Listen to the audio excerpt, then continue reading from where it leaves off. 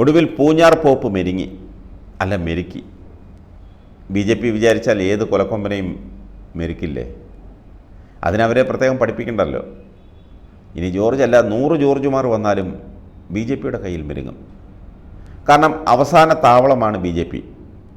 അവിടുന്ന് ഇനി എങ്ങോട്ടും പോകാനൊക്കില്ല. പോയാൽ തന്നെ ആരും മൈൻഡ് ചെയ്യില്ല.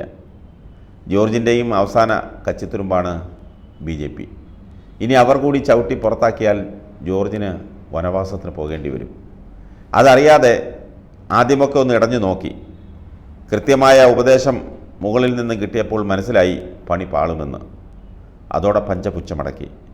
ഇപ്പോൾ പത്തനംതിട്ടയിലെ NDA സ്ഥാനാർത്ഥി അനിൽ കെ ആൻ്റണിക്ക് നാമനിർദ്ദേശ പത്രിക സമർപ്പിക്കുന്നതിന് കെട്ടിവെക്കാനുള്ള പണം നൽകിയിരിക്കുകയാണ് PC ജോർജ്.